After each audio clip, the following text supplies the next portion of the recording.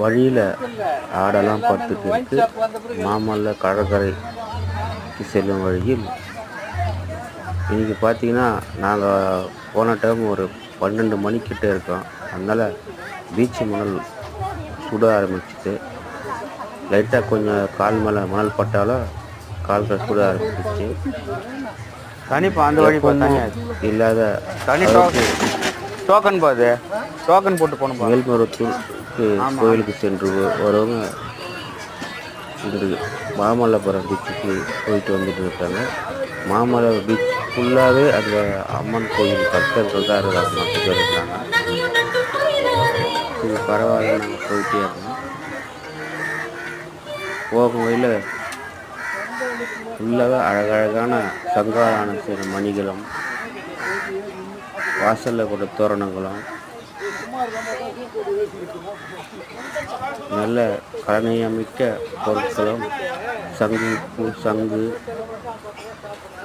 சின்ன சின்ன சிலைகளும் அழகாக துணிகளும் விற்பனை செஞ்சுருந்தாங்க. பார்க்க சூப்பராக இருந்தது.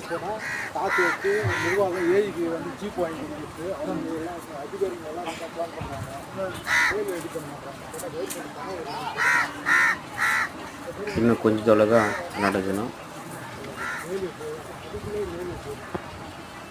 அடுத்த பதிவில் பாருங்கள், இன்னும் நிறைய பதிவுகள் இருக்குது. மாமல்லபுரம், அதாவது மகாபலிபுரம்னு சொல்லுவாங்க, எல்லோரும் அதான் சொல்லுவாங்க. ஆனால் இப்போ மாமல்லபுரம்ன்ட்டு போர்டுகளில் எல்லாரும் போட்டிருப்பாங்க. அழகழகான சிற்பங்கள் பாருங்கள். சாமி சிலைகளும் புத்த சிலைகளும் சாய்பாபா சிலைகளும் வச்சு விற்பனை செஞ்சுங்கிறாங்க.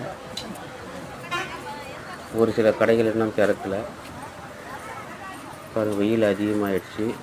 மணலில் காலை வைக்க முடியல. அதனால் அங்கங்கே நின்று போகிற மாதிரி ஆயிடுச்சு. பாருங்கள், தொடர்ந்து பாருங்கள் சண்முகம் எக்ஸ்ப்ளோரர் சேனல். லைக் பண்ணுங்கள், ஷேர் பண்ணுங்கள், சப்ஸ்கிரைபர் பண்ணுங்கள். Shanmugam explorer channel. அடுத்த பதிவு பாருங்கள்.